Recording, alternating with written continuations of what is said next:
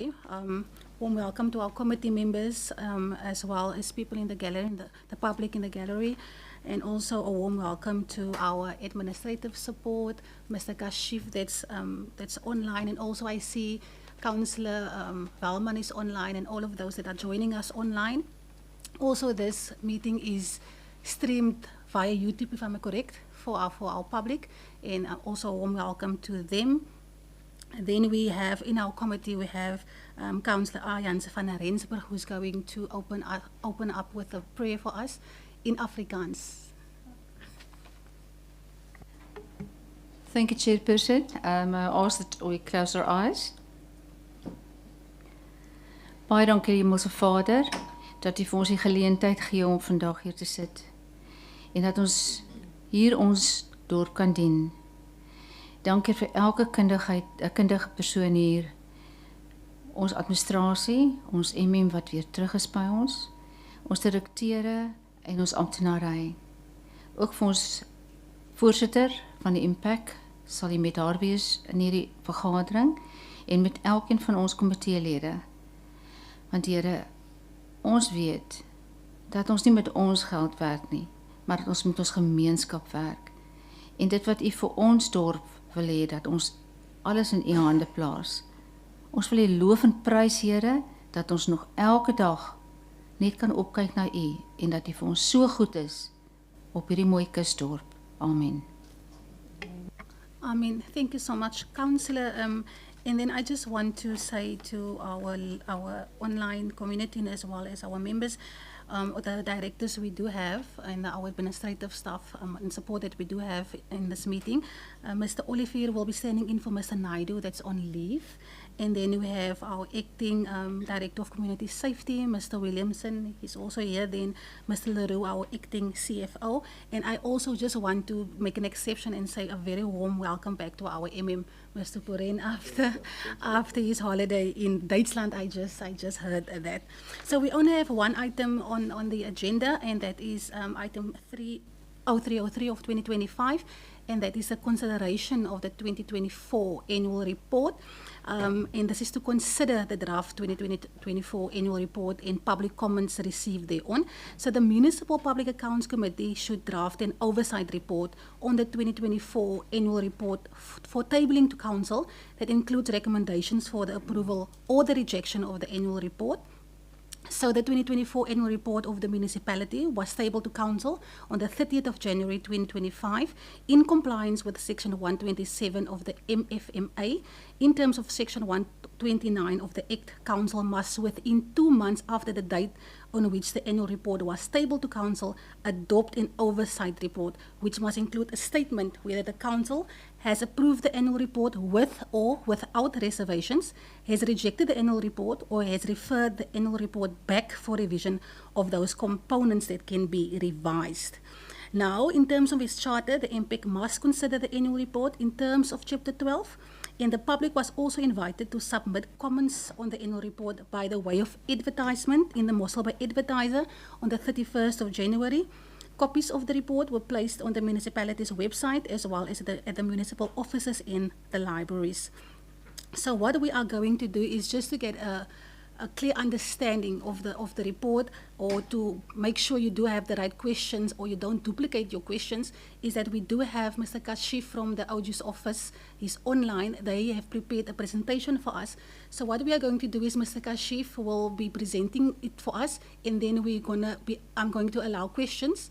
And then, because I know they are very busy, so that they may excuse themselves after the questions has been asked. So without any ado, I want to hand it over to Mr. Kashif that's online. Thank you so much, ladies and gentlemen. Thank you very much for that, Chair. I will just be presenting it from my side, but our senior manager, Santosh, she will be handling the presentation from her side. So I'll just share it, Santosh.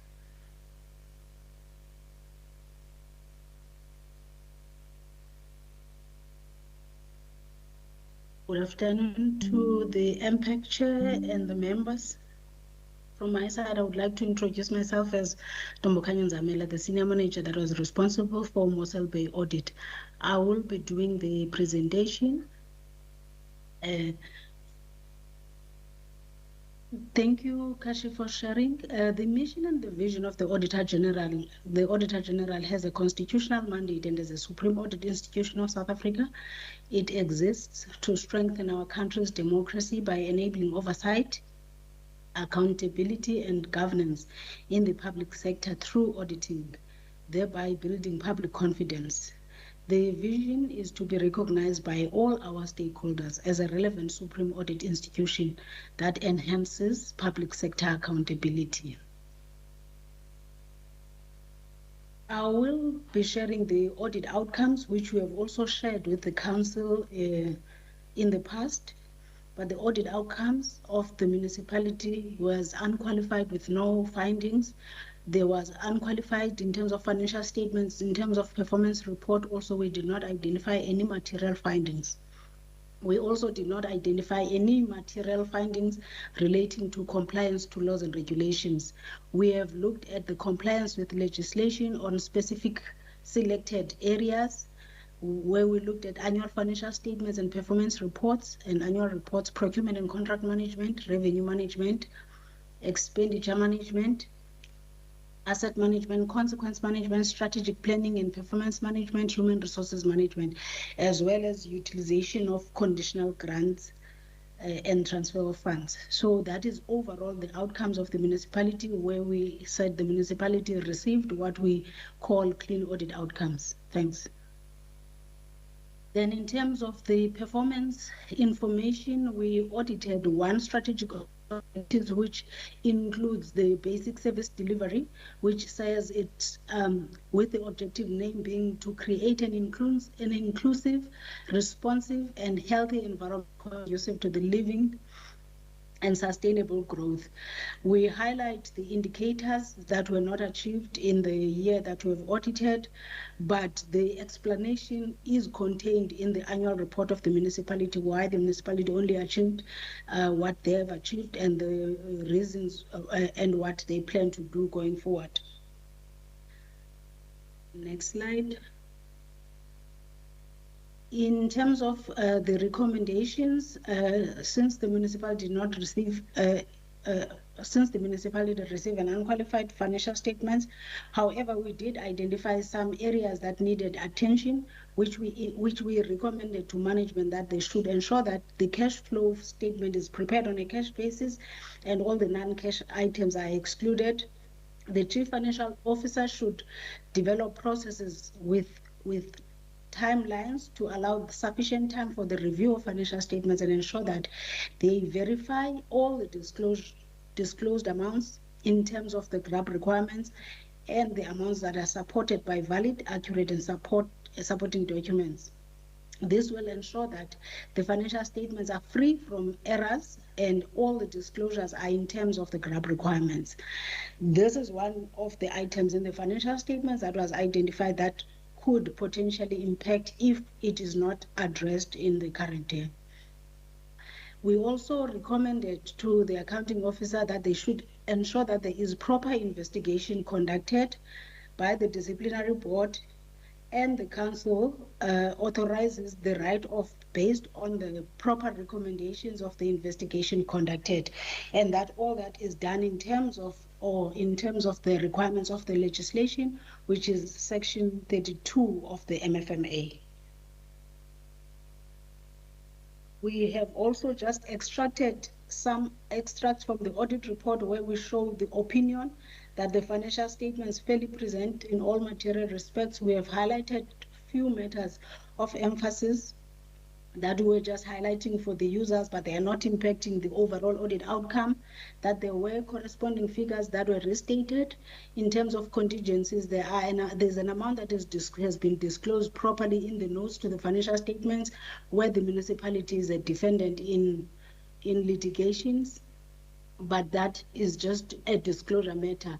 We also indicate that there were impairments, material impairments related to impairment of receivables from exchange transactions and receivables from non-exchange transactions. If you look at the amounts, we're also reflecting what was in the previous year versus what is in the current year, which shows an increase in terms of the possible impairment or provision for impairment.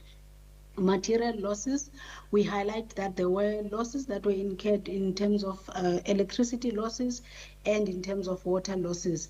Again, the highlight is because this also is increasing when you comparing it from the previous year to the current year. There is an increase which requires management to pay particular attention so that those losses are managed and are within the criteria that is acceptable, or a norm that is acceptable. Then in terms of unauthorized expenditure, irregular expenditure, fruitless and wasteful expenditure, we are highlighting that in the financial statements that we audited, there was no unauthorized expenditure. We identified that the process was followed. However, the process, we raised some findings on the process that was followed to condone or write off the irregular expenditure for the previous financial audit year. However, we recommended to management in terms of what processes should be followed, and management and the council properly addressed the matter, and therefore it resolved completely the matter from our financial audit.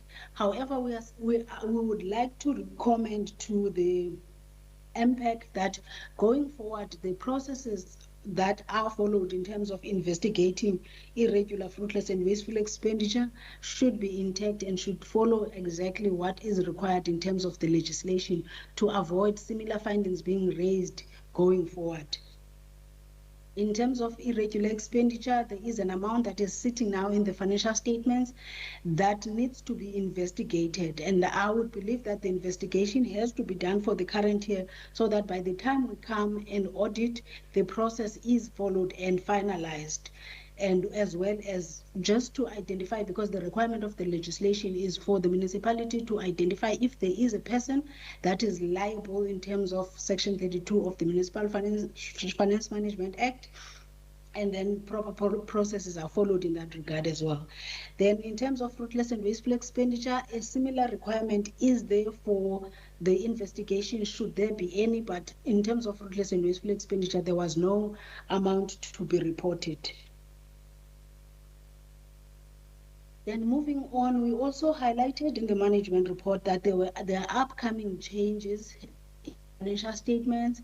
We included that in an annexure, which we indicate that there is GRAP standards that are going to be new, that still some needs to be determined and some are effective already, which in terms of the requirements, management need to take into cognizance that these requirements need to be complied with once they are confirmed for implementation. And the MPAC should also assist management to make sure that their financial information and the financial records are in line or are aligned to what the requirements of the legislation are or the requirements of the standards. Then also in terms of the emerging risk or upcoming changes, we indicated that there is a VAT impact that is a matter that was not completely resolved. It's a VAT relating to grants, which there were differences in terms of the understanding between what we expected as the Auditor General versus the municipalities' understanding. This was a matter that was consistent throughout the province, and there were various discussions that occurred. However, the matter will be looked at again in the next financial year. This did not impact the overall audit outcomes. However, going forward, it has to be addressed. If it is not addressed, it might impact the audit outcomes going forward. So it is important that I bring it to the attention of this committee. Then just to highlight on a high level, we have in the previous presentation to the council covered the accountability ecosystem, which is all the individuals that are responsible to act in the municipality are considered, and we are communicating with all those individuals. We have also shared the desired culture, which relates to, or which is the culture of ensuring that there is performance at the municipality, there is accountability, there is institutional integrity, there is transparency.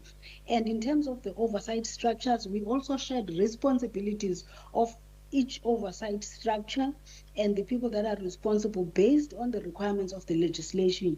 And we shared there that there are critical reports that are shared that are monitored by all those oversight structures, starting from the monthly reporting, mid-year performance reporting, section 121, which is the annual report, as well as section 32, which is the budget preparation and monitoring.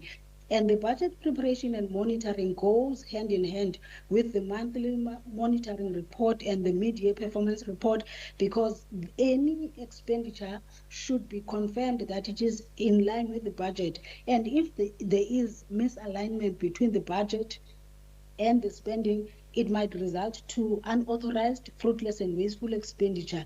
And if that is monitored on a monthly basis, it gives the MPAC an opportunity to look at those expenditures throughout the year, so that by the time the audit concludes or the year ends, there is a process that has been followed already to manage and monitor the unauthorized, fruitless, and wasteful expenditure, and ensure that proper processes are followed and recommendations are made to the council for either write-off or condonment of all those in terms of what the requirement of the legislation is.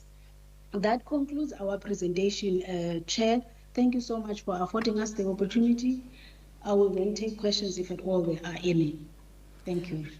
Thank you so much, Mrs. Santosh from the Audi's office. I will be taking questions now before Ms. Santosh and Mr. Kashif excuses themselves.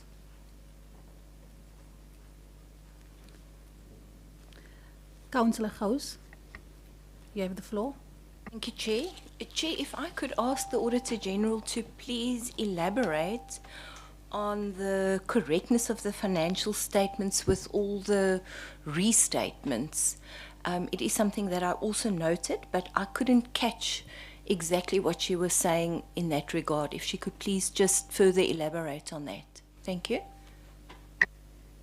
Ms. Santosh, you have the question. Is it understood?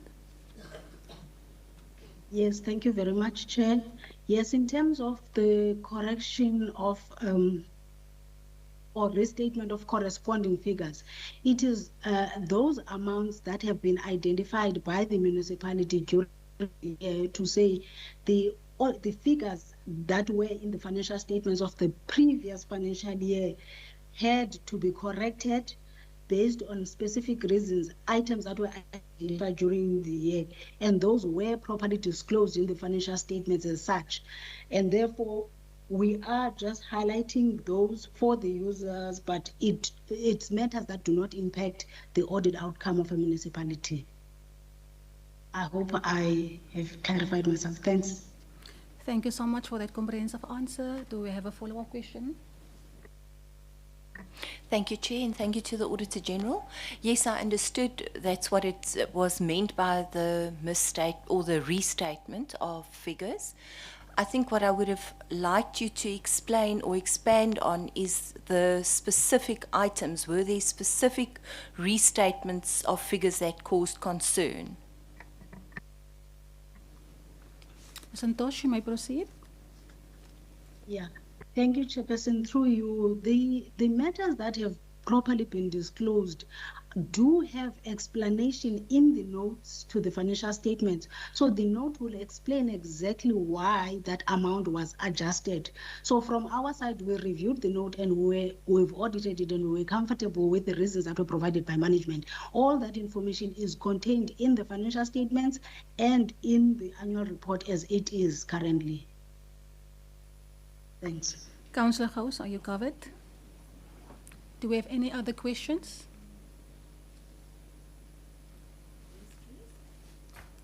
Okay. Thank you, Chair. If there could be the irregular expenditure on the financial statement that must be investigated, could the Auditor General elaborate on that?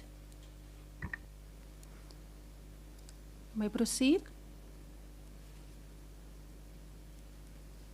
Thank you, Chairperson. The irregular expenditure is an expenditure that occurred as a result of non-compliance with the legislation. And again, the disclosure would also be included in the financial statements. However, as the Auditor General, we do look into and audit the irregular expenditure. For the current financial year, we audited the amount that is sitting in the financial statements, and we agreed and confirmed that it has been properly disclosed. However, the process to write off irregular expenditure or to condone irregular expenditure is what I was highlighting, that there has to be proper investigation to understand why it occurred. Obviously, there is a reason that is documented, that there was a non-compliance with this specific legislation that was not complied with, and therefore, but then the process of investigation is to understand who is responsible and accountable, because at times there has to be somebody that is held accountable for that irregular expenditure. Only after the process has been done, the investigation process has been done, that it will confirm that either there is no person to be held accountable, that the money would be recovered from. Hence, there would be a recommendation to the council to either condone or write off, depending on the nature of the irregularity that occurred. Thanks, Chair. Thank you so much. Councillor Gous, are you covered with that answer? So if we don't have any other questions for the OJ's office, then is there another one? There's another one. Councillor Gous, give you another question. Thank you, Chair. Chair, through you, I did submit a question, I think about 2 weeks ago, to the administration regarding VAT issues. I was not aware of this,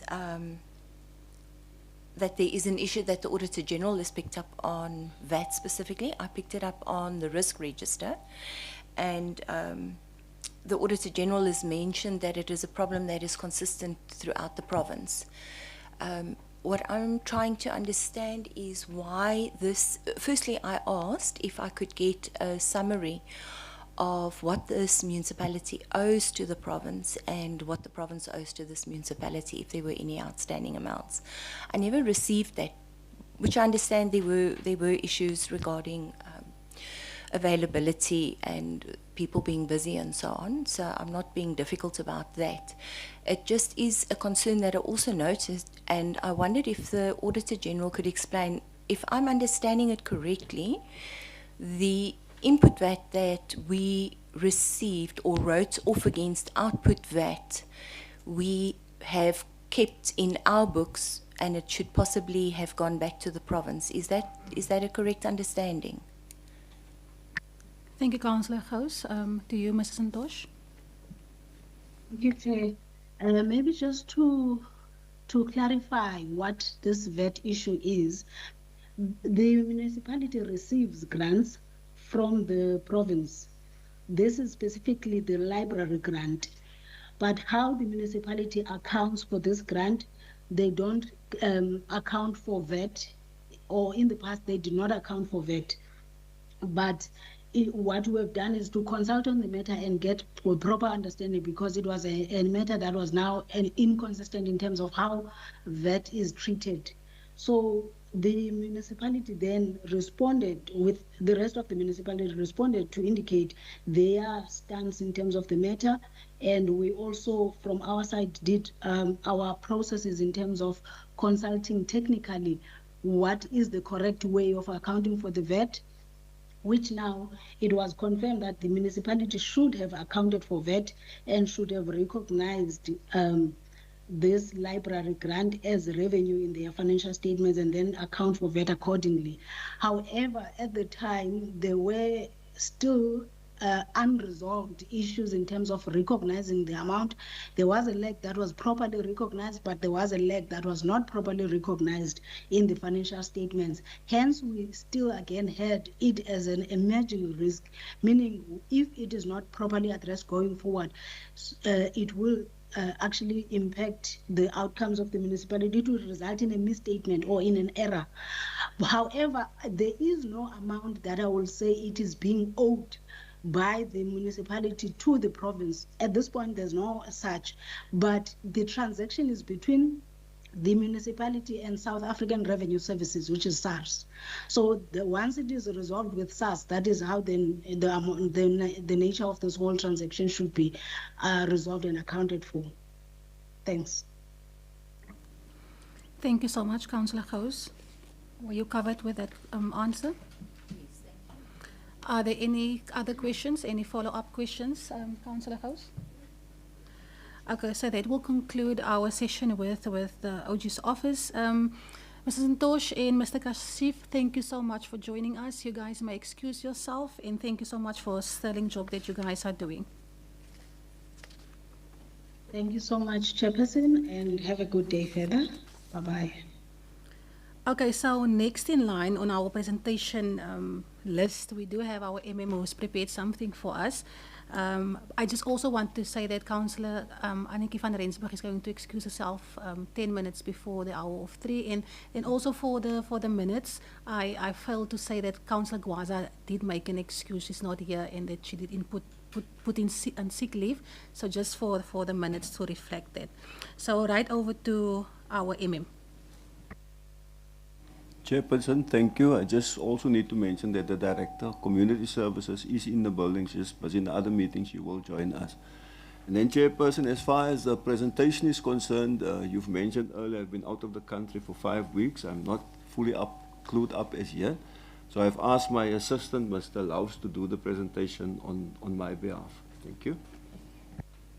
Thank you so much, MM. Then I will introduce Mr. Laus to do the presentation for us. Thank you very much, Chair. Chair, the presentation that we're going to do is just going to highlight some aspects with regards to the process of the annual report, as well as highlighting to the MPAC committee some service delivery highlights. I think in your introduction you've covered a number of the earlier slides, but we know that from a legislative perspective, the annual report is guided by the MFMA, and the MFMA prescribes specific timelines in which we as the municipality need to compile an annual report, as well as timelines under which the municipality's council must deal with the annual report, and we summarize that on this first slide in terms of section 121. Then I think this slide is very important, that we must realize what is the purpose of our annual report. It is backwards looking. So we know our IDP sits in the middle of everything what we do, but for every official within the municipality, you are always doing 3 things primarily. In the execution of your duties, you are reporting on the past activities that you have done. You are planning for a new year's year of work, and you're compiling budgets, and you're compiling plans to achieve council's objectives. And whilst doing those 2 items, you are also busy implementing your prior year planning. So we just contextualize the annual report and the purpose thereof. Then just to give the MPAC some assurance with regards to the processes, we did table the annual report at our January special council meeting. I think all of the councils will recall that we had 3 items on the agenda. We also had an MPAC committee meeting in January as well to consider the mid-year budget and performance assessment, as well as the Section 52 reports. Then I think an important thing in the business of today is that there needs to be an oversight report compiled, and the municipality, the council must either approve an annual report with or without reservations, reject the annual report, or refer the annual report back to the administration for components to be revised. We just highlight here that our accounting officer, in terms of the MFMA, is to attend a meeting where the annual report is discussed, with the purpose of the legislator to have the accounting officer available to, with his management team, provide feedback to the committees. Then I think this is one of my favorite diagrams that are always just included in presentations, and that's just putting the annual report within some further context, where we see at the end of the accountability cycle is our annual report, leading to the oversight report, which again will feed into our planning for for future years. To give just the committee maybe just a snapshot of the components of our annual report, we've got 6 chapters of the annual report. Chapter 1 is introductory. Chapter 2 revolves around governance, so you will see typically things with regards to internal audit activities, risk management there. Then you've got your meat of your service delivery, chapter 3, or performance in chapter 4, financials in chapter 5, Auditor General. We've got our appendixes there that include the audit report, the report from the audit committee chair, and then as well as the audited financial statements for the year under review. Chair, you've already highlighted all of the public participation elements that we've dealt with. We advertise, we place at municipal offices and libraries. We submit to the various provincial and national treasury. We provide opportunity for public input as well.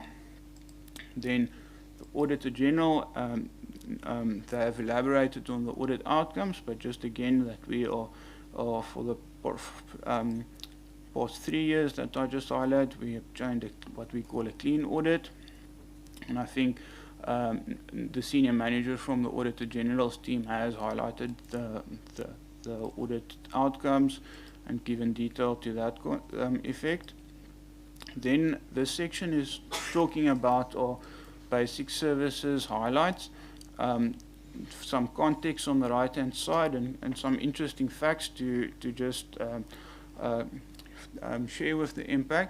We can see that we for water purification, we purified on average about 25 million litres a day, and we can see in peak times that raises to 28 megalitres per day, or basically 29 if you round up. So that's quite interesting, and we can see that our capacity is still well within the demand that we've had. We can see the number of preventative maintenance tasks. I think the infrastructure department is very focused on preventative maintenance. Water meters are being replaced, new water connections, burst pipes, and then we can also see repair work there of 1,014 for the year under review with relating to meter-related repair work. Then I'm just going to go to my next slide. I just want to see. There we go. Then we've got sanitation. We can see that municipality operates about 73 sewer pump stations, 7 water treatment plants, and a very interesting fact there is that we've got about 512 kilometers of sewer pipeline. We've completed over 1,000 preventative maintenance tasks, 328 new sewer connections, and the blockages opened was over 1,300. Closer to 1,200. So just interesting facts with regards to service delivery and the activity that's taken up with that. Electricity, we can see a large number of preventative maintenance tasks with electricity. We have got the acting director infrastructure is also the head of electrical services. They focus very much on preventative maintenance tasks. They've completed their capital projects. They've electrified 645 informal households, which I think is commendable. They've conducted during the year 6 operations to disconnect illegal operations, and that yielded a removal of 1,100 illegal electrical connections. We can see also with refuse removal that the refuse removal department has employed over 200 EPWP workers with regards to street cleaning. That correlates to the cleanliness and the neatness of our town.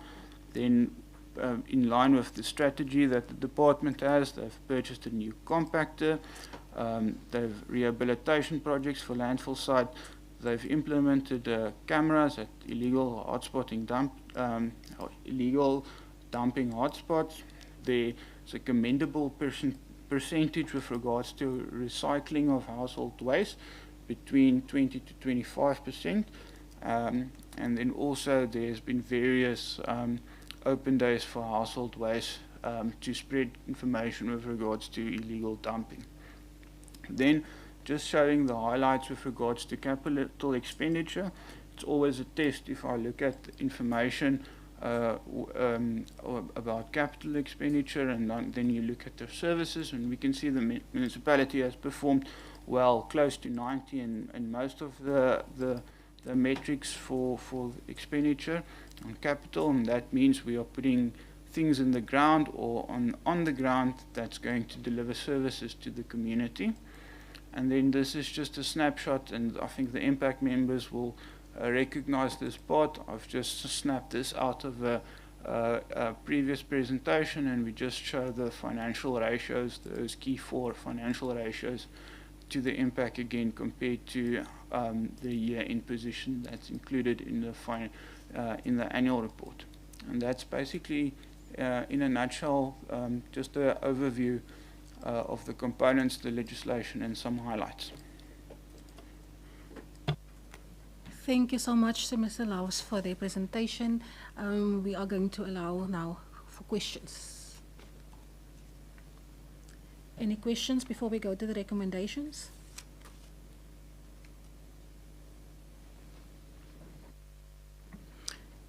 Councillor Gous have a question.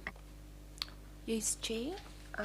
If you could perhaps assist me, you and the administration, I'd like to know, firstly,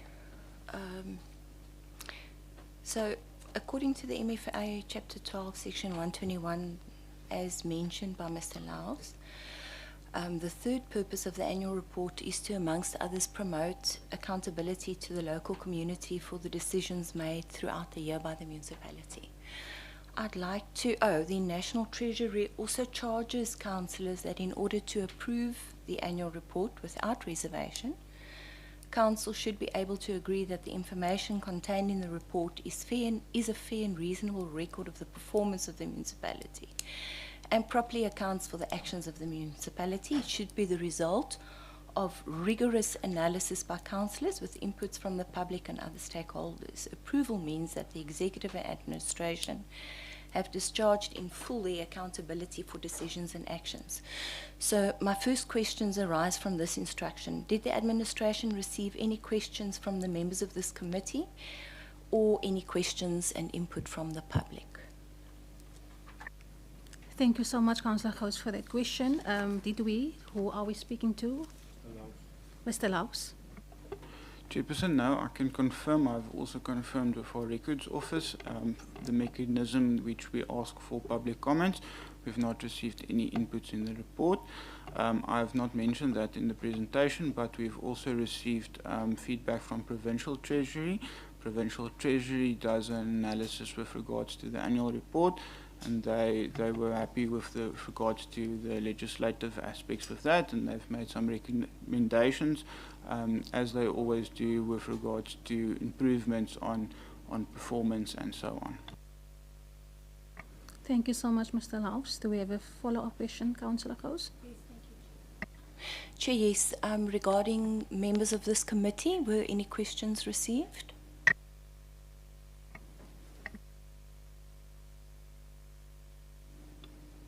Chairperson, no questions received. However, I do want to highlight Councillor Gous has sent, I think, 2 questions that I'm aware of via the correspondence. The one was a request with regards to the management report, and then there was a question with regards to a clause in the AG's audit report, which I believe was responded to.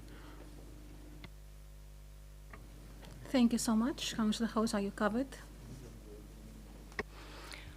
I am, thank you, Chair.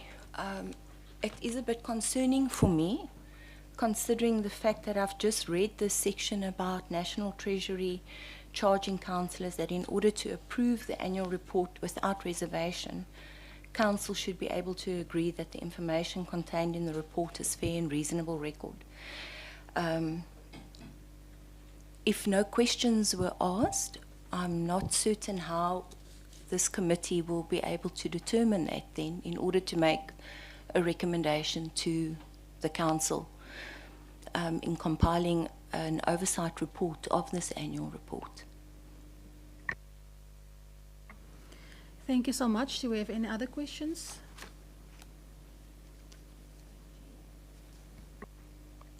Chair, yes, that was a question. I apologize. Should we answer, Mr. Laus, are you answering that question? Or Mr. Imam, do you would like to answer that question about the councillors not, or the committee members not asking any questions about the report? Chair, if I may, the question is directed to you, Chair. Okay, the question is directed to me. For me, it's like I'm not going to use this as an excuse, but I'm fairly new into this. I'm trying to learn. I have a good relationship with Mr. Laus that I talk to, and then when I get to his office, then I will ask him, listen, what is this about? What is this about? And the report that I get from him, or the comments that I get from him, I'm fairly comfortable with. So for me now, I don't have any other choice but to trust the administration and see what the kind of work that they do. But it doesn't mean that I don't have any questions and I don't have any concerns, but I'm trying to get to them and asking the right questions to the right persons. Thank you.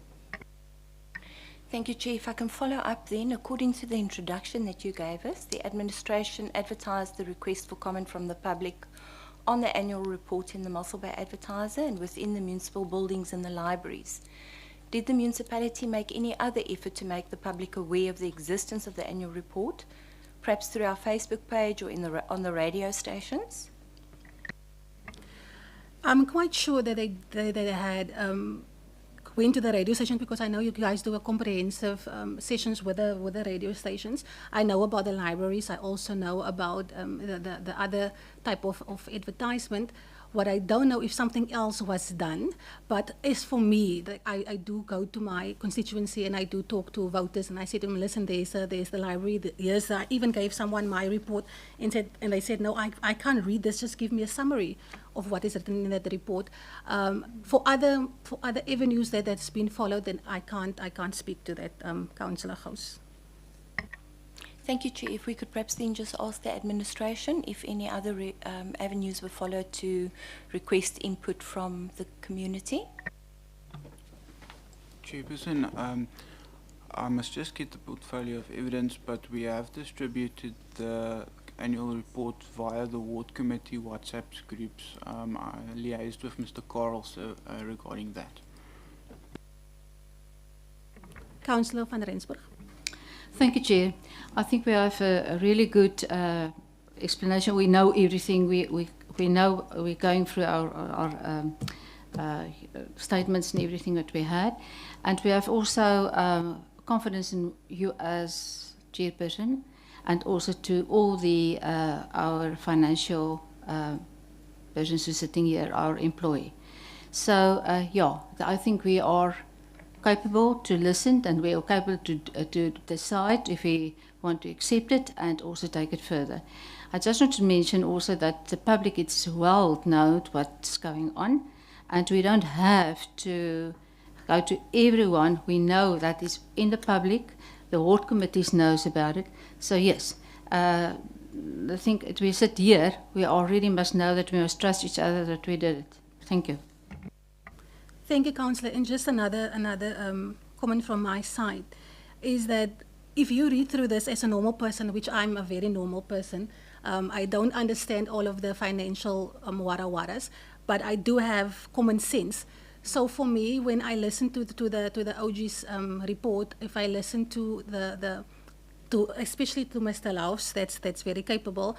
It's like I said earlier on, it doesn't mean that we don't have any questions. It doesn't mean that we don't have any concerns. But I think if we parallel our municipality to others and we see how good we are doing, then I'm slightly pleased at the moment. And I will learn what all this means if I get a chance to. And then I think more questions will derive from my side. if there's anybody from the public that needs more answers, that needs to ask questions, I don't think that this committee will say to people, no, this is the cut-off date, or you can't ask any questions, and this thing still needs to be put to council, this item. So there's still time for people to ask questions and to point out some stuff that they're not comfortable with. But that's from my side. That we are learning here, and we are growing. I think that's the word that I'm trying to use. Councillor Gous, if you have anything else to say, Thank you, Chair. Yes, I'd like to know, did the Mossel Bay Municipality receive any reports, whether openly or through the fraud hotline? Did they investigate any fraud from such reports, and were there any outcomes that they can share with us? Okay, Mr. Laus will respond to that, Councillor Gous. Chairperson, through you to Councillor Gous. So we have an anti-fraud hotline, which is fully operational. It is administrated by a third-party company, and the goal with that is to maintain a certain level of data security for disclosures that are made via the hotline. And when somebody makes a disclosure on the anti-fraud hotline, they've got several options with regards to anonymity. So you will be able to say you want to be completely anonymous. You will be partially anonymous, and what that will mean is that the municipality, via the hotline service provider, has got a platform on which you can ask certain questions to the whistleblower or to the complainant, and then as the intermediary, the service provider will convey that information, but the municipality will never know who the person is. You can give your contact details, obviously, if you need, if you feel you want to provide further information. I don't have the specific statistics with me with regards to hotline disclosures for the year under review, because we are dealing with the 23-24 financial year at the moment. And as an administrative process, we report any hotline disclosures to the Fraud and Risk Management Committee, and then we will provide feedback once those matters have been dealt with. But I can confirm to the committee that we have received matters in the past. There has been actions taken. There was also matters that we've received that no further action can be taken due to lack of information or lack of detail, and so that's my feedback. If we require additional information or statistics that we can provide, we've got the detail for that. I just don't have that at the moment. Thank you so much to Henry. Then last reply from Mr. from Councillor Gous, if there's anything. Yes, I've got several questions, Chair, but regarding this, thank you for the feedback. May I make a recommendation to the committee that in future annual reports, the municipality actually report on the fraud hotline, how many complaints we've received, how many were investigated, how many were malicious perhaps, and how many after investigation had a positive outcome or a negative outcome. Thank you. And then if I can move on to my next question, unless anybody else has anything. Councillor van Rensburg. Thank you, Chair. As I remember that there, through the council, also the year report was there, if it's correct, also, and that I also know is that it was also, like soos ons sê in Afrikaans, uitgesaai waar mense kon inskakel. So it's clear that the public, the public know about it. So really, I think if we put it too far, we know that at that stage that we can't do something, and Mossel Bay Municipality, it's doing that sort of thing very well. Thank you. Thank you, Councillor. Next question, Councillor Gous. Thank you, Chair. I'm not sure if Councillor Janse van Rensburg perhaps misunderstood that last comment of mine. But if I can move on to my next question, it's regarding the risk register on page 23 of the annual report.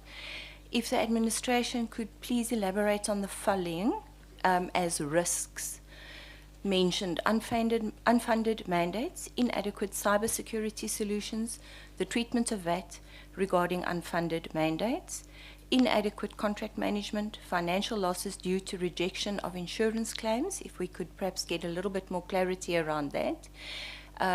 Illegal electricity connections, I think we all understand what the challenge is there.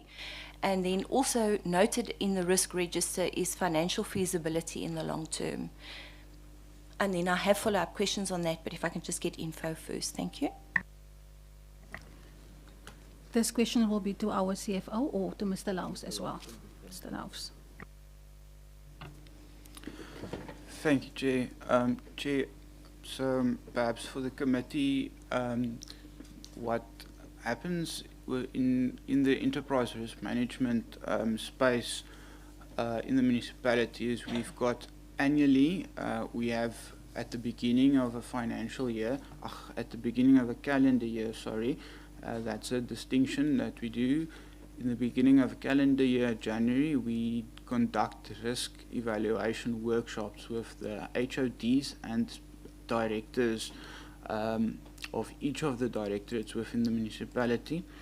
Then that provides us with a large amount of risks, both operational and strategic, which then goes to executive management, which is also discussed at executive management level. And then our risk register goes again to our fraud and risk management committee, and we then approve a top risk register, which is the risks that are included in the annual report. And for that, the Fraud and Risk Committee received regular feedback with regards to that. So with regards to the risks, we've got the unfunded mandate. That is mandates such as library services that the municipality does not receive the full cost of rendering that service on the behalf. We've also got other stuff like your traffic registrations and so on. Inadequate cybersecurity is a risk that was identified in that prior year with regards to the increase in cyber attacks globally and at home. The municipality felt uncomfortable with its current exposure with regards to cybersecurity, and I'm now talking outside of the reporting period. Subsequently, we've implemented certain measures to upgrade to a higher Microsoft package. It's called Microsoft E5, which is addressing several of those aspects. And if you look at the current risk register, which we've currently reviewed quite recently, you will see that cybersecurity risk has moved down. Then I think the next one, I can't recall what was the next. The treatment of VAT is again the issue with regards to library VAT that we've discussed as well. Also the Auditor General. And I must mention this to the committee because so the January workshops follows the audits, the execution of the audit. So those emerging risks that the Auditor General has highlighted to will always feed into our consideration of risks when we look in the January workshops. Then I think the other one was contract management. That is a risk emanating from our MSCOA project. So our MSCOA project prescribes certain aspects with regards to requirements for business processes. Henny is the expert on MSCOA. I sometimes struggle to still understand that. But the contract management as a whole for the municipality, management felt that there's still improvements that can happen with regards to managing of the various different contracts. There's a multitude of contracts. It's not just contracts that you would think of as a contract with a service provider, but you've got rental contracts, you've got a number of contracts to that. Then I've lost track of the last one, but I think it was the insurance claims. I think that was just with regards to if a line department would not submit insurance claim timelessly and follow the process, there is a risk that the insurer will then reject the claim based on a procedural basis. Thank you so much, Henry. Councillor Ghost, do we have a follow-up question or do we have another one? Thank you so much, Chair, and thank you to Mr. Laufs for the impromptu replies. I appreciate it. I'm not trying to put you under pressure, but I see you are handling it, you know what you're talking about. Regarding the contract management, this is an issue that I remember the very first oversight committee that I was part of. I recommended that the council advise the administration to implement a system where we would track contracts, whether they were leases or contracts where we were having people provide services to us. That was in 2016. And it doesn't seem as if it has been done. So the fact that it is still appearing on our risk register is a concern for me. So perhaps I can ask the committee to include that in recommendations to the administration. Chair, if you're able to keep track of my requests regarding recommendations. Can I just respond to that, Chair? Thanks, Councillor Ghost. Councillor Ghost has got a very long memory. No, Chairperson, we've implemented systems as far as contract management is concerned, but there are instances where the puck fall on the ground. And if you look, for instance, if somebody has an agreement with us, we've got systems in place that tells us 6 months in advance this agreement will lapse, and we start a new process.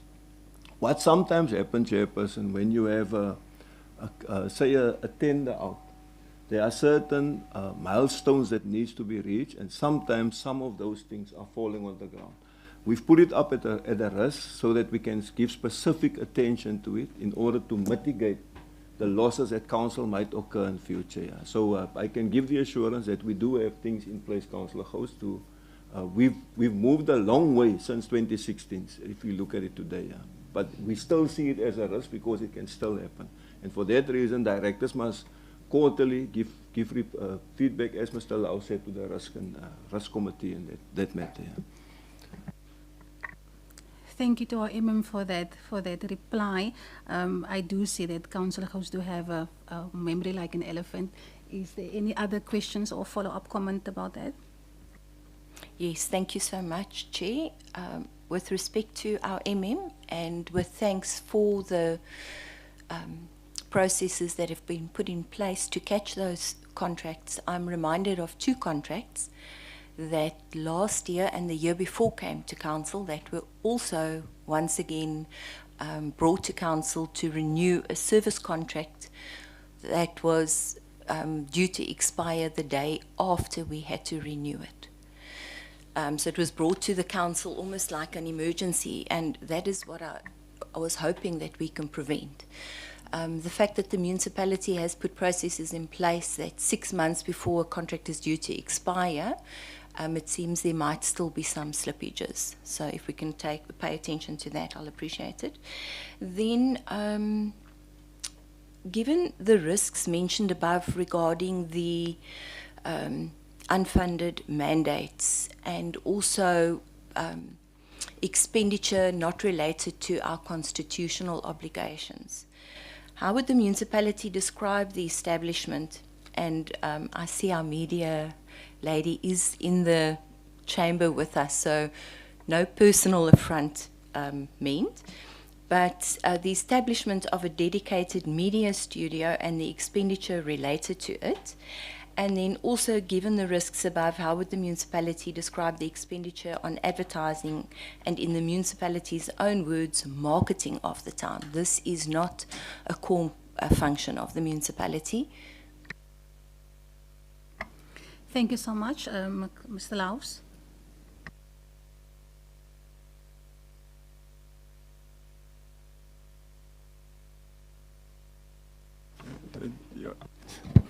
Chairperson, Councillor Gous told me before the meeting she didn't have much time to prepare for the meeting.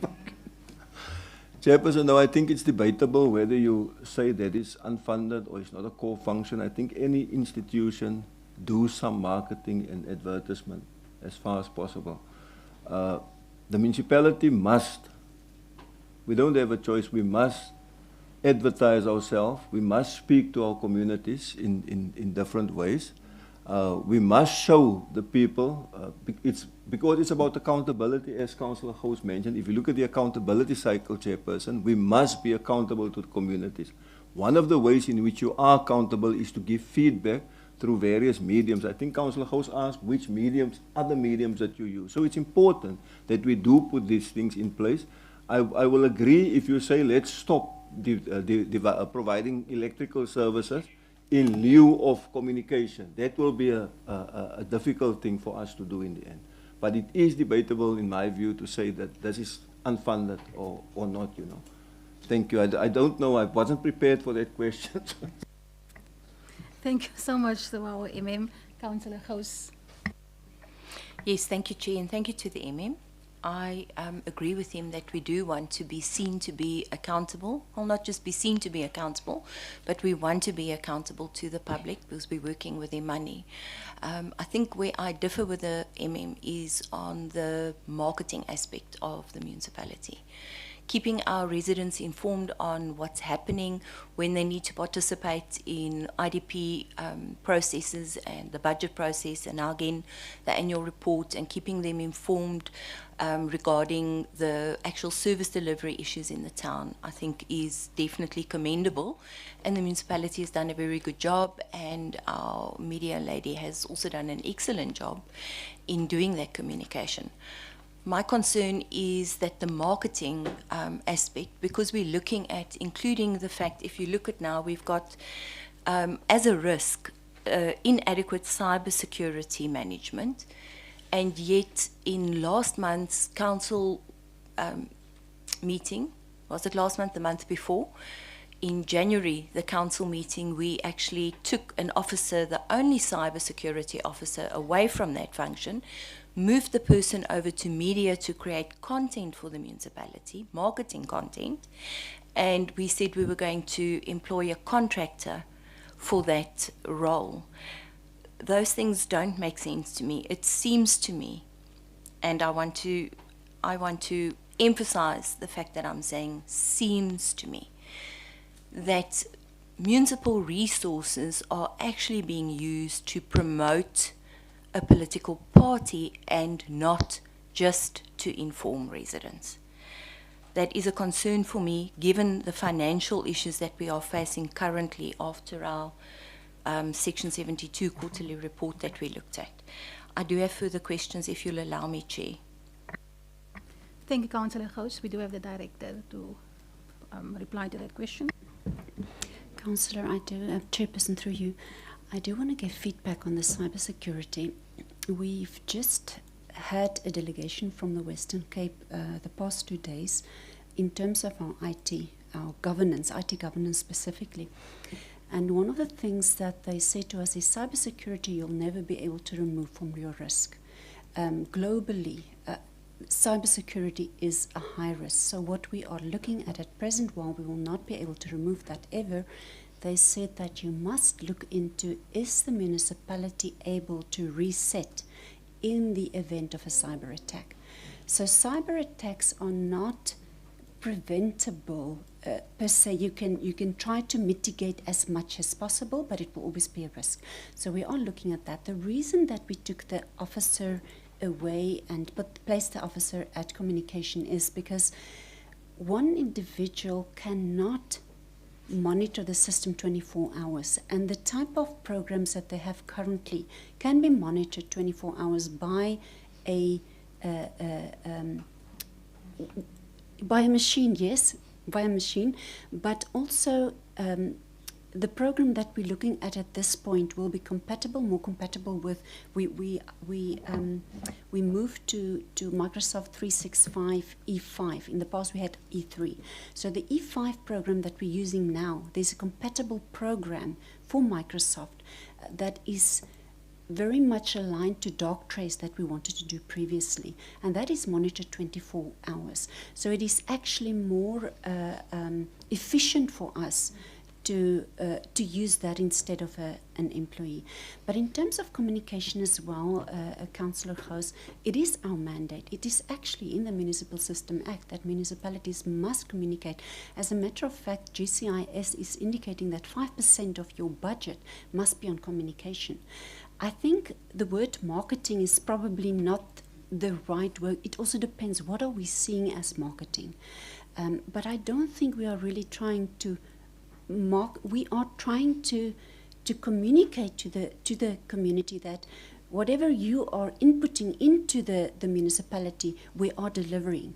So it may be seen as marketing, but to us it's more about communicating. We are effective, we are efficient, this is what we do in order to use your tax money. Thank you, Chair. Thank you, Director Potgieter. Councillor Gous.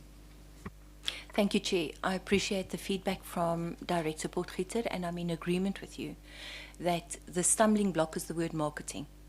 I have no issue with communication. If you will not recall, but also when I first started here, one of the recommendations that I made repeatedly in council was that we be more efficient in communicating to our residents, because informed people are happy people. So I have never I've never disputed that we should not be accountable and transparent to our residents in that regard. My issue has been with the word marketing, particularly in light of the fact that we give 3 million rand to Mossel Bay Tourism to do exactly that. And I felt like it was a duplication.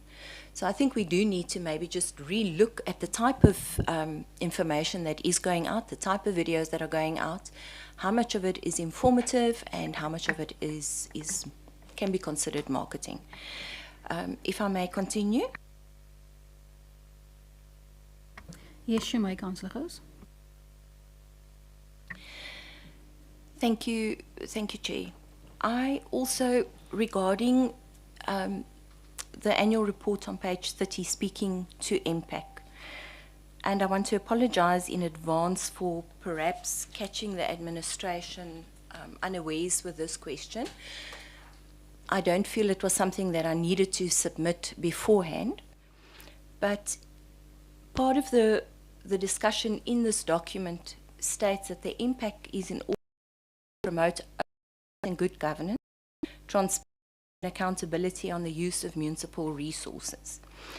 Would the municipality, in light of the above statement, consider it has met the above standard in instituting a disciplinary hearing for a councillor, myself, when I made inquiries regarding the awarding of a contract, then the re-evaluation of the award, then the cancellation of that award, after a letter from the Minister, Anton Bredell, instructing the Mayor, I have a copy that somebody gave me, who is a political office bearer, to instruct the municipality to take appropriate action, then the appointment of lawyers to communicate with the aggrieved party, then the reinstatement of the same tender, and then expenditure on lawyers to institute a disciplinary hearing against me, which outcome was case dismissed.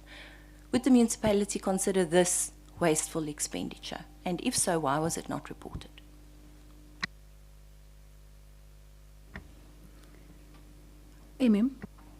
Chairperson, as administration, I'm sorry, I can't respond to that question now.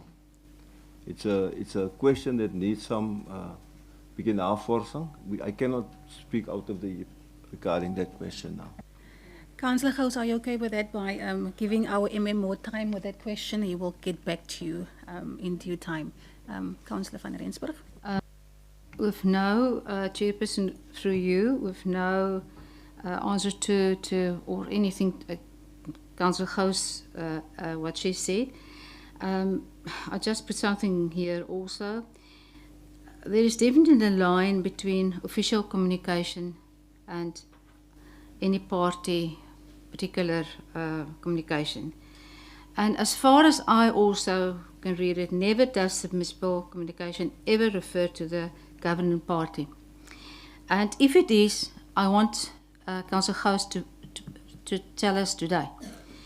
Then I also want to say that the Marketing can also be seen as promoting the good work done by the municipal administration. That means for me that, and I think my colleagues also can also agree with me, it's Municipal municipality, the marketing is not the word. It must be more how we have communication with the public.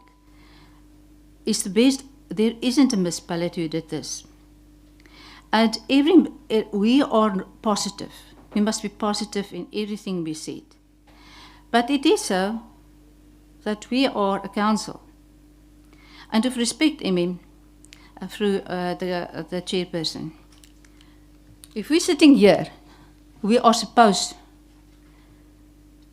to be positive about the municipality. But if we're going out here and we're going to say negative communication that we have then to the public, we can't expect that the public must be positive. So I want to plea here that we are here a committee. And this is a financial situation where we have here statements, we have things that we must also agree or propose, and second, that we look at the positive way, the way that the municipality did their work and still do their work. Thank you. Thank you, Councillor van Rensburg. Just a comment there from Councillor van Rensburg. The last comment or question from Councillor House was the disciplinary action that was taken, and also asking why it wasn't put in, and then we resolved it by saying the administration is going to come back to Councillor House. So for now, we are done with the advertising and the marketing. Thank you so much, and we are on the next question or a relevant comment from anybody in the gallery, anybody in the council. Thank you, Chair. On a point of personal explanation, if I can just remind the committee what the function of the committee is, the MPAC, Municipal Public Accounts Committee. It's an oversight function. It's not a party, it's not a parade. We are meant to be interrogating this report. Is it a fair and an accurate representation of what happened? I think I started, well, actually that was just private discussion with our MM, that I acknowledge the hard work that has gone into the preparation of the report, but not just the preparation, the actual work that occurred in this municipality, and our administration and all the personnel of the municipality, and even the executive management and even the executive mayoral committee needs to be commended. So please don't interpret an interrogation of the report as I'm discharging my duty, for which I feel responsible, as negativity. It is simply an interrogation of the report to the best of my ability with the time that I had available. Thank you, Chair.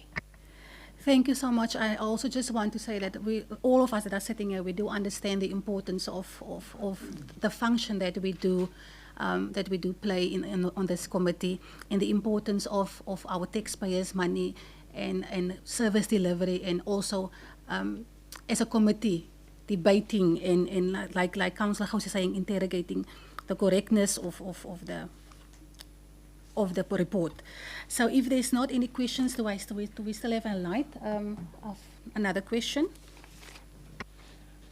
Chair, I've actually got a lot of questions, but I'm not going to belabor the point. There's a lot of issues that I wanted to raise, some of it that I believe impacts on the efficiency of the municipality. For example, looking at the capital expenditure reports on the different directorates, I saw something that was quite interesting. For example, there would be a restatement, for example, looking at sidewalks. I can't remember what page it was on now, but there's numerous such examples throughout the report where sidewalks are mentioned in Ward 1, for example, and there's an amount allocated for it, but nothing spent, and then just underneath that, there's an amount spent for sidewalks, but it's different line items. I did ask a question regarding that, and I got a satisfying reply, but it is still concerning that the compilation of the necessary documentation when projects are initiated are not completed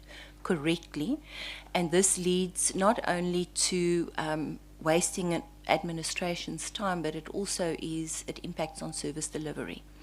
So those are the type of things that I wanted to highlight. I was given a sufficient reply that the administration is busy in training and equipping all the staff on how to complete the necessary documentation. There's several things. I am, Chair, if you are calling for recommendations now, if I can ask if those 2 recommendations that I made regarding the oversight report, if they can be included, and then if you will give me 2 minutes just to, because I'm going to just summarize quickly what I actually wanted to say. Thank you. Councillor Gous, I just wanted to make sure the recommendation was the feedback on the fraud hotline, to include that in the report, if I'm correct, and then the track of contracts that the MM did reply on. That's the 2 recommendations that I have. 2 minutes starting now, Councillor Gous. Chair, may I just quickly, there was something that I did find that I thought was a bit of a discrepancy. Looking at the income, I understand that the building planning department is not meant to be a revenue generator, but I was surprised to see the significant loss if you consider the expenditure relevant to that department versus the income, with the fact that we've been struggling with actually meeting the requirements to approve plans timelessly, because obviously once a house is up, we can start charging service costs. Is there a reason that there's such a big discrepancy between the income statement, and unfortunately, I don't have that page in front of me right now, but I recall that there was quite a huge amount noted for income on building plan approvals, and yet the building planning department still runs, I can't recall if it was something like a 44 million rand loss. Does that sound reasonable? I recall something like that. Let me just have a look quickly. No, I can't comment on the 44 million rand loss. I can't comment on that. Yeah, maybe it's for the total. No, I don't know. Councillor Gous, are you going to go to the exact point of your...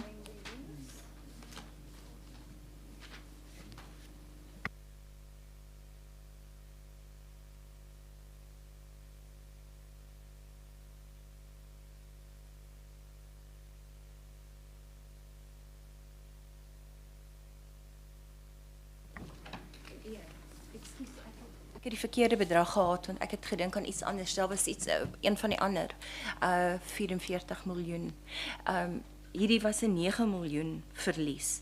Maar dit het nie vir my sin gemaak in verband nie, of met betrekking tot die feit dat, nee, dis nie die regte Afrikaanse woorde nie. Ek gaan maar Engels praat. Director, through the chair to you, my concern was the fact that we'd had so many such an increase in our building plans and even in the approval of it, for which your office must be commended, and yet we still had a loss, just over 9 million loss. It's page 16.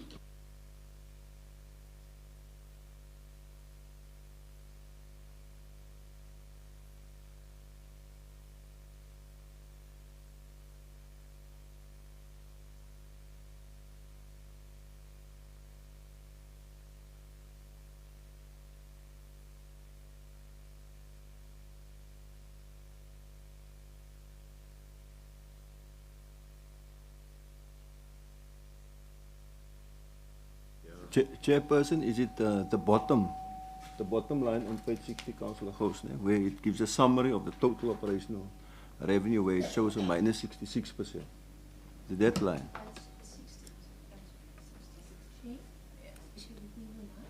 Sorry. Chair, through you, I'm just looking at page 60, planning and development. If you look at the revenue that was received at the bottom, total operational revenue versus the total operational expenditure, which gives you a loss of 9434. But if you take a look further in the report,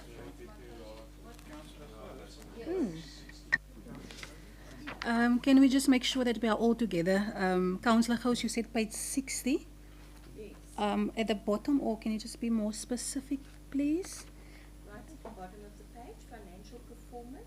2024 Planning and Development Services. Then it says details, total operational revenue.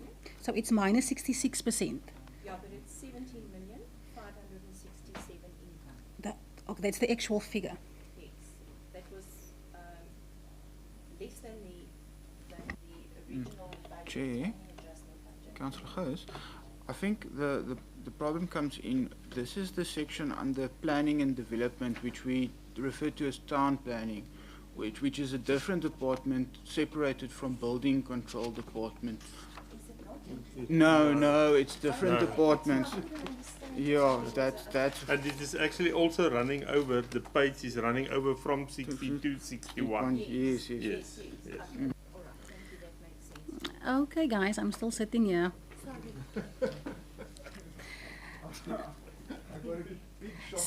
Okay, so Councillor Gous, are you covered with that? Do you have another question? I'm not going to pose any further questions. I will submit questions Via email. Thank you so much. Then we'll have ample time to answer all Councillor Gous's. And I do want to say that these questions are important because we are working with taxpayers' money. And I do commend Councillor Gous for asking these hard questions. And I've said it in a previous meeting as well. And I do want to commend as well all our administrative and the directors and everybody involved who's trying to just do, not trying, but doing a good job. So we are going to go to the recommendations now, but the MM has got his light on. Chairperson, just from my side, I'd like to request Councillor Gous to also include the question about the life-saving tender because it was quite a long question, explanation that she gives, so they can give her the right answers in the end. Okay.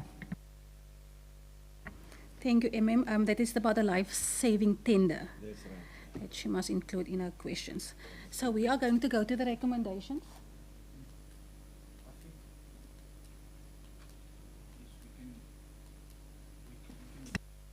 I think we can note those two items, how we normally do it in the minutes, in the italics, with regards to the inclusion of the anti-fraud hotline statistics, as well as Councillor Gous's concern with regards to contract management. Am I correct, Councillor Gous? Okay. Okay, so I'm covered. Like I've said earlier on, I still need to properly get this under my wing. So if we go to recommendation, we only have one, and that is that the Municipal Public Accounts Committee reports to Council that it has reviewed the 2024 annual report and recommends approval of the annual report by Council without reservation. So I will be asking for a proposal at this time. I didn't see that. No, my apologies, Chair. I was maybe a bit slow on the draw. I would like to, besides the recommendations that I've made, if I may please just address or note some concerns as well, if you will allow me. Thank you, Chair.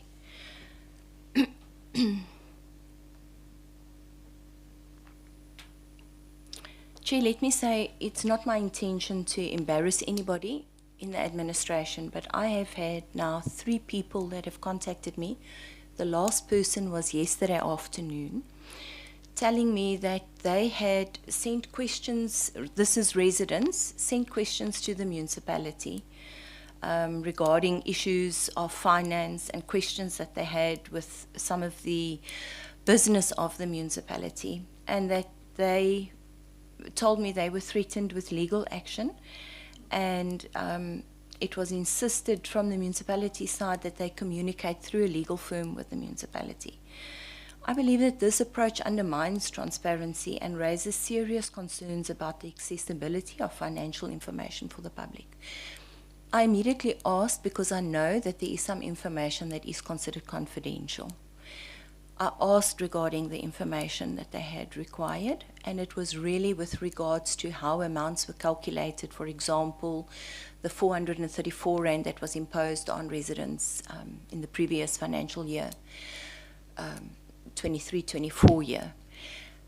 That is a serious concern for me regarding transparency and accountability by this municipality to the residents.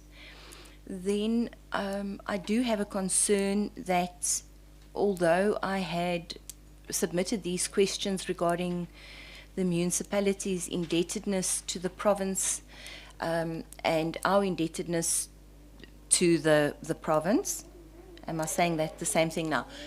Our indebtedness to the province and the province's indebtedness to us regarding grants, conditional and unconditional. I submitted it about 2 weeks before this meeting in anticipation of the annual report because I had some issues regarding that I wanted to just check up on. I note that, well, I did not receive a reply. It's possible that it got lost in the emails that I sent. There were several questions. But I also wonder that since the Auditor General has now raised the issue about VAT on grants, in particular now, the library grant. How will that impact the grants we've received, for example, for the K9 unit, for the Jock Centre, etc.? Are we not going to sit with the same problem? And what kind of a financial impact is that going to have on the Mossel Bay municipality? That is a concern that I would like noted. Then another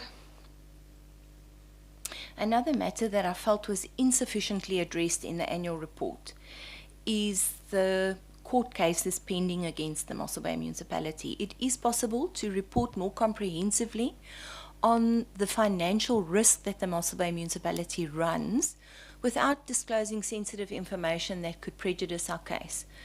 So I would really like to see the Mossel Bay municipality be more transparent in that. In the past, I have asked questions regarding these court cases, and replies have come back to me, but via a closed council session, which makes it confidential information, and I then cannot disclose it to the public. Then the revenue losses on water and on electricity. Electricity in particular is a huge concern. From what I could see, it's an 84 million loss that this municipality has suffered on electricity. Revenue foregone isn't even included in that. That 84 million is just a direct loss if you look at what we've purchased and what our expenditure was for electricity. I don't think that the Mossel Bay municipality has got a plan really that's going to address this issue. And the reason is, I have in the past also raised from 2017 and 2018, raised the issue regarding the electricity theft that we're experiencing, as well as vandalism. I think I calculated something like 56 million loss on vandalism in the 1 year with information that I'd been given by Director Naidu. This is something that needs to be addressed. I've also asked the municipality to actually make work of the fact that we should go out into the communities, make use of the fact that we have the radio stations and those kind of things available, and explain to the residents that they themselves are being directly impacted when they are quiet about vandalism or when they allow vandals to destroy municipal property. Because that money dit word van hulle verhaal. It gets recouped from them via the service charges that we pay. Then, without clear plans or justification for the lack of action on the matter of vandalism, or enough action, I know there has been some action, I feel that that is something we really need to draw council's attention to, that it be addressed urgently. Then we've got the very severe increase in debt impairment. The report highlights a concerning and severe increase in debt impairment, which has risen from 63 million in the previous financial year to 120 million in the current year. The sharp increase in debt impairment is troubling and warrants further explanation, particularly as it impacts the municipality's financial health and ability to deliver services. I have cautioned for the last 2 years that simply registering more people as indigents is not a sustainable solution to the pressing problem of bad debt. The increase in debt impairment further highlights the need for a more effective and sustainable approach to managing this issue. The lack of detailed analysis or strategies to manage or reduce this increase is another reason for my concern. Then, Chair, if you'll allow me, the lack of transparency regarding debtors. I have raised questions a few months ago regarding which debtors owe the municipality money for the leasing of land or buildings, yet this question remains unanswered, and it is also, to the best of my knowledge, not contained in this report.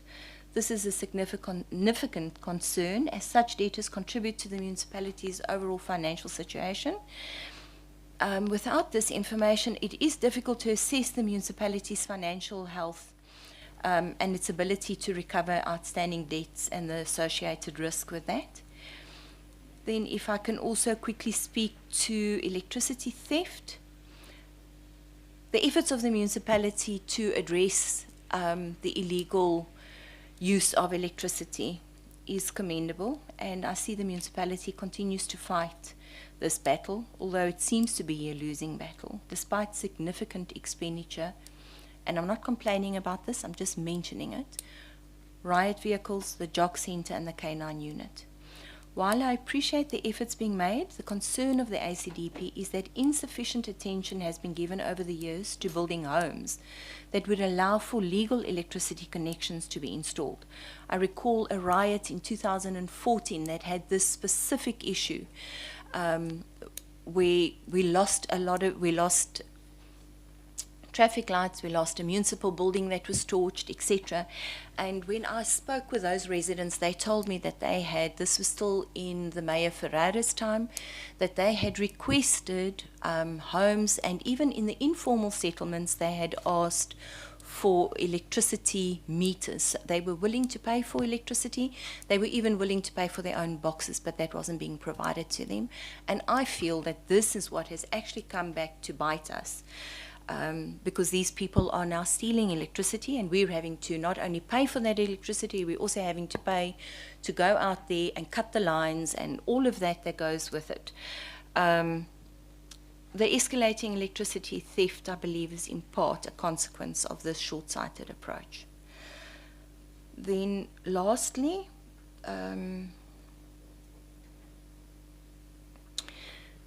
there are some issues within the report that I believe have not been adequately addressed, particularly concerning financial management and potential wasteful expenditure. When I've raised queries regarding suspect contracts that were awarded, even with court cases that the municipality has undertaken against residents, and I've been contacted by residents, gone out there, taken a look at the situation, and it's been very obvious that the municipality has not enforced the court order that was found in their favour. When I asked what the costs for that court order were, because it's not being implemented, and in my opinion is then wasteful expenditure, I was told that I cannot receive that information. So, Chair, while I originally intended to abstain from approving the annual report, I don't think that would be a fair representation. I think that this report is largely accurate regarding the affairs of the municipality. But I really would like all those concerns of the ACDP noted, and the recommendations that are proposed, if they can be accepted by this committee, then the ACDP will vote along with the committee. Thank you. Thank you so much, Councillor Gous. All of your concerns are noted. I also have jotted them down. If there's not anything else, then I would go now to the recommendation. So the recommendation is, like I said, the approval of the annual report by Council without reservation, and I would like to have a proposal in this regard.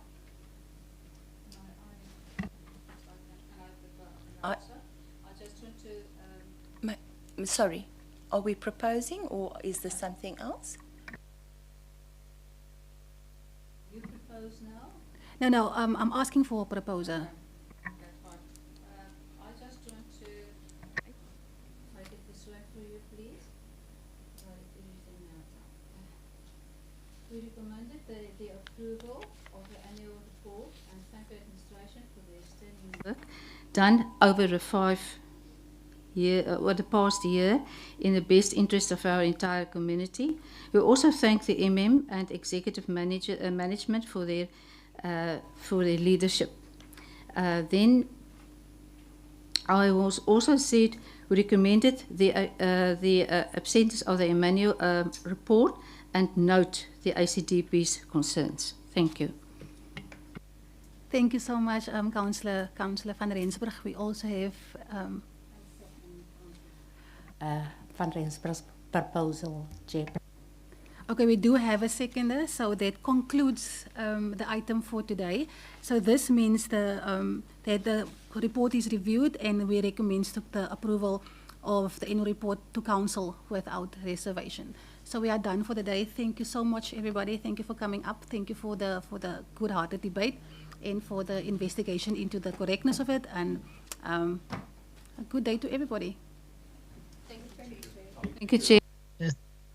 Thank you, Chair. Chair, I was late, but I'm in now. Thank you Thank very you. much. I also saw Councillor Porter somewhere there. I don't know where she went. I saw a VP somewhere there. I don't know. But it's Councillor Meyer, Chair. Ek hoor so, Councillor Meyer. Thank you very much.